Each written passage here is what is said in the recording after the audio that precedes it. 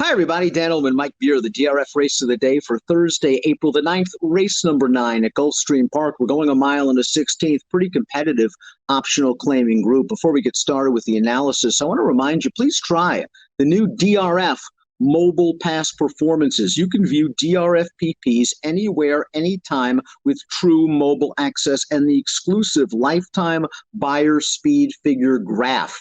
Try them today, drf.com/MPPS. Let's meet the field for Thursday's race of the day. Remember, you can download free formulator pass performances for this race on the Race of the Day event page at drf.com.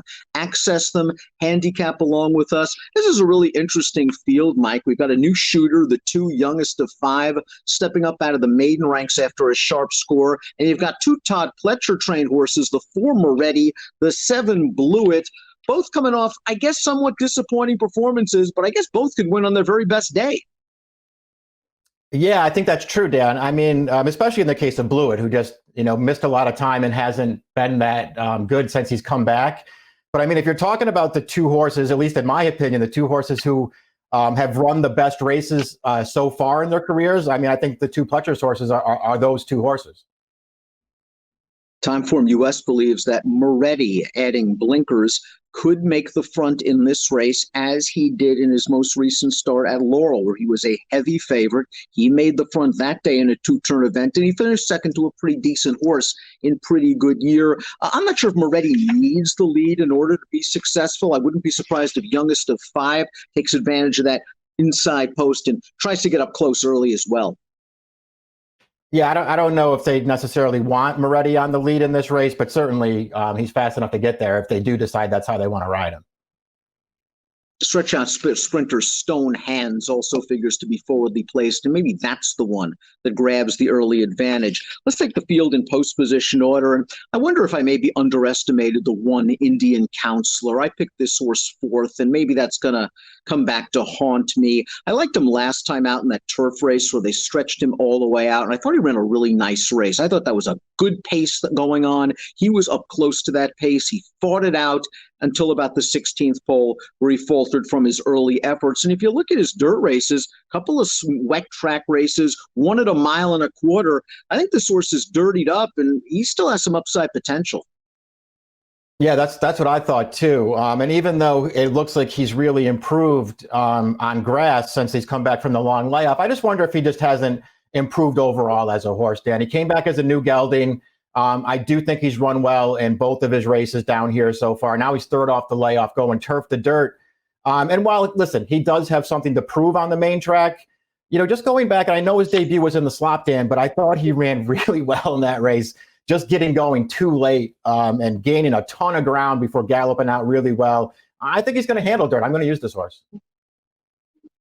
Number 2 is Youngest of 5. This horse graduated 2nd time out, going a 1-turn mile. I like the way he spurted clear of these horses in the stretch. Let's watch it right now. Youngest of 5 tracked the pace on the inside. Luis Saez got him to the outside to split horses 3 wide under a very confident ride. He's striking the frontier. When Saez asks him the question, he spurts clear with a nice last 1/8 of a mile. Obviously, this horse still has some upside potential. He's going to try 2 turns for the first time. I don't see why he shouldn't appreciate it. In some ways, based on his current form, he is the horse to beat. I mean, he has run well in both of his starts. I thought his debut was pretty good, Dan. The horse that beat him, Unshaken, that he looks like a pretty nice horse to me, Unshaken.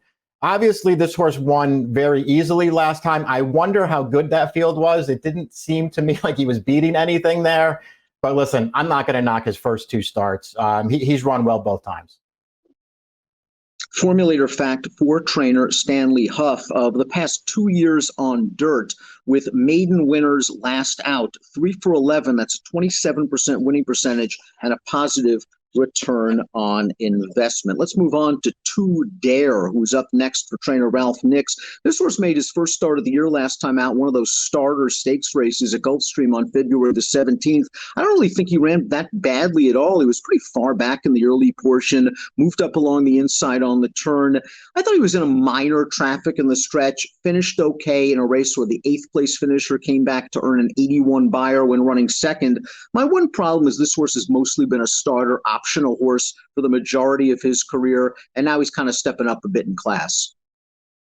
Yeah, that was my concern with him too. Listen, he's very consistent. I think you can count on him to just show up and run his race no matter what. And he's already won 10 times. There's plenty to like about him, Dan. I just wonder if a race like this will turn out to be a little too tough for him. I just sort of looked at him and felt like I could use him underneath, but I wouldn't use him on top. Here's Todd Pletcher's number 4, Moretti, the 9-5 morning line favorite. Last time out at Laurel, made the lead and tired again as the 7-10 favorite. The horse that beat him's a nice horse. Moretti got an 89 buyer speed figure for this race. They've tried blinkers with him a couple of times, didn't have a lot of success with it, although one of those races was in the Grade 3 Withers. We know Pletcher excels off any kind of a layoff. This horse hasn't been out in about, 2 months or so. This horse, if he gets to the front and finds a comfortable position, should be right in the thick of things turning into the stretch and is a very logical contender. I'm not sure how short of a price I would take, though. I sort of agree with you. If he goes really short, this might be the kind of race to look elsewhere. I don't know. I actually think he's okay. When Pletcher got him started, sort of late as a 2-year-old, he looked pretty good to me. He looked like a horse who had some real potential. He missed a lot of time, obviously. And I actually feel like his last 2 races, he didn't run well off the layoff, which I guess could be a concern because Pletcher's so good with horses like that. But I don't know. I thought his race 2 back at Aqueduct was good. I don't know, Dan, you cover Laurel for DRF. So you obviously looked at that race probably a lot more closely last time than I did. I feel like he ran okay in there. I know the fractions don't look fast. He was just sort of, to me anyway, under pressure almost the entire way in that race. I thought he really had to do a lot of hard work in there, and I thought he actually ran well to be second. Do you agree with that or not? No, I thought he ran well. I think the horse, again, that beat him is pretty good. It was a little bit disappointing, obviously, because he was such a short price. And when you see a New York Invader come down to Laurel from Pletcher, you expect big things. This horse is still eligible for a non-winners of 2 life. He's facing several open winners. There are question marks, but he also has the figures, obviously, that make him a strong contender. The 5 is Admire, who actually finished ahead of Moretti in that Grade 3 Withers. And to be perfectly honest with you, Mike, I have no idea if Admire is any good or not, because I think they got on the Kentucky Derby trail for some reason with this horse after the Withers, where he really didn't run great. Then they ran him in the Tampa Bay Derby, and then for some reason they ran him in the Bluegrass, and then they ran him on a wet track, and then he's off a long layoff. He didn't run very well off the layoff. Last time out, we'll take a look at that race. It was a little bit better. It wasn't great. I thought this day at Gulfstream Park, you needed to be on the lead and on the rail, and that's where the winner was throughout. War Giant just blitzed him at a pretty big price. Admire was under heavy pressure on the turn. He kind of finished okay for second. I guess it was a step in the right direction. I think he's a little bit dirtied up, but again, I don't know how good he is because they put him in kind of impossible spots. I sort of agree with you. I don't know how good he is either. I'll say this about him. His Withers, I know he finished ahead of Moretti. I thought Moretti ran better than he did that day, considering the trips that they got. And then other than that, I don't know, Dan, his races just don't thrill me. I'll give him the race first off the layoff where he got shuffled a little bit and then didn't run at all. And last time, all right, he didn't get as good a trip as the winner got right on the lead, but he got the second best trip in the race. And he never really, he never made an impact in there. I just struggled with how good I thought he was. If he's 6-1, I won't argue. If he takes more money than that, I'm way against him. Stone Hands is up next, stretching out in distance. That can be an issue, perhaps, for this veteran. He's also stepping up out of the open claiming ranks. Was in with a chance last time out for the 45. He tired late. He's going to have to do a little bit better, especially going this additional distance. Yeah, the distance could be a concern for him. I mean, he has, numbers on the go back that would make him super tough in here from his days in California with Doug O'Neill. But those were all sprint races. I don't know about this distance, Dan. I don't know about his current form either. Maybe he just shows a lot of speed in this race, though. And maybe Blewett can't run anymore, the number 7. This horse was actually coming to hand at the end of 2018, early 2019. I like that race 3 starts back. He got beat by a very sharp horse in Expert. I thought he ran very well despite being 3-4 wide throughout, and then he disappeared. He's come back now with 2 fairly dreadful efforts. He's going to have to do a lot better. I don't think he's going to be 20-1 on the morning line. And if he can find his old form, he's dangerous. Off these last 2 races, though, he's hard to recommend. Yeah, it's very tough to take him off his last 2 because he just hasn't done any running. Listen, if he really is, a big number like the morning line suggests he will be, it's going to be very tempting to try to have some money on this horse, Dan, because all of his races prior to that long layoff when he returned in January, those races would make him super tough in here. This horse was actually cut out to be pretty nice. Let's talk about Kingsville, the number 8. This horse was claimed for $16,000 in his final start as a 4-year-old. He has 3 races back. I thought his first race was okay. It was against condition claimers. And then if you want to make excuses for the last 2, I guess you could.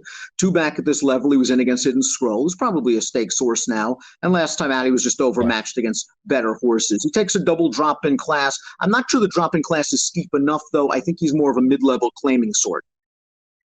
That's how I looked at him too. I thought this was way too tough for him. You know, he comes in at 2 for 20. He has no figures behind him to really be competitive with a field like this. Gran Omero was second in the Clásico del Caribe, had a little bit of trouble at the end of that race trying to shoot up towards the inside. In the Fred Hooper, he got a big buyer speed figure, but I wonder if he got sucked along to that fig.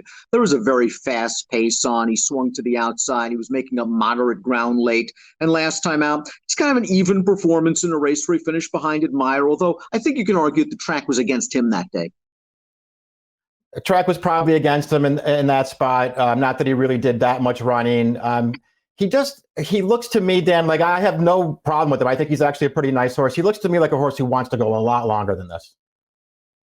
Let's take a look at our top picks. Really competitive race for the Thursday DRF race of the day. I landed on Admire at 6-1. Not sure how good he is. I think, though, he has the tactical speed to work out a decent trip. This is just a race where I'm fishing for a price. And if he goes off between 9-2 at 6-1, I think that's fair. I went 5-2, 3-1. I hope Indian Counselor doesn't come back to bite me. I'm going to use him in any kind of multis.